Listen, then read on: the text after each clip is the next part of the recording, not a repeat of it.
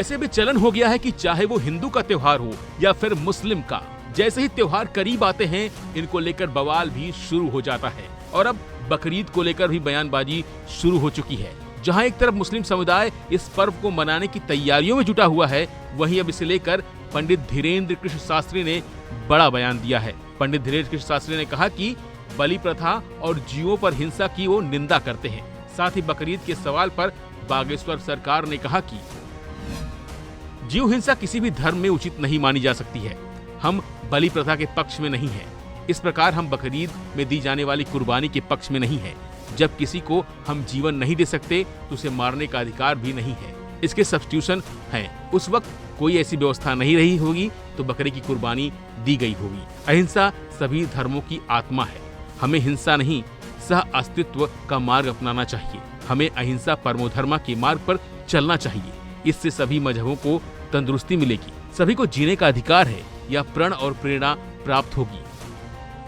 दरअसल एक निजी मैरिज गार्डन में सुंदरकांड मंडली की बैठक में शामिल होने पहुंचे बागेश्वर सरकार ने ये मुद्दा उठाया। साथ ही उन्होंने फिर से हिंदू राष्ट्र बनाने और देश से छुआछूत मिटाने की बात कही। इसके अलावा हिंदुओं की रक्षा सुरक्षा की आवाज उठाने पर जोर दिया।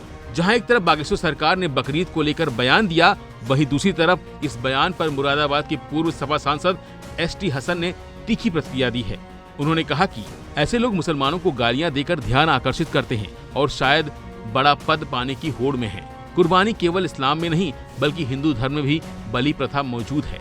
हम अपनी अच्छी चीज को अल्लाह को कुर्बान करते हैं। अल्लाह हमारा और हम इन जानवरों को पैदा करने वाला एक पालनहार है। इस दौरान समाजवादी पार्टी के पूर्व सांसद ने धीरेन्द्र कृष्ण शास्त्री के बयान को उकसाने वाला बताते हुए कहा कि हम धार्मिक लोगों का सम्मान करते हैं, लेकिन जो दूसरे मजहब को दुष्ट कहें उनका सम्मान नहीं करते हैं।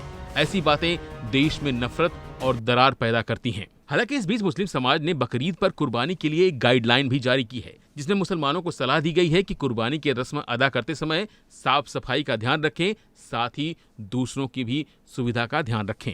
और इस सिलसिले में इस बात का ख्याल रखें कि सफाई का और हाइजीन और क्लीनिनेस का पूरा अहतमाम किया जाए और कहीं पर भी रोड साइड पर या गली में कुर्बानी ना की जाए, बल्कि जो पहले से डिजिग्नेटेड स्पॉट्स हैं वहीं पर खाली कुर्बानी की जाए।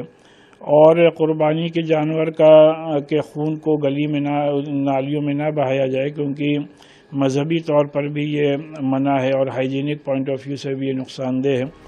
फिलहाल के लिए बस इतना ही। बाकी अपडेट के लिए बने रहिए वन इंडिया हिंदी के साथ। Subscribe to One India and never miss an update.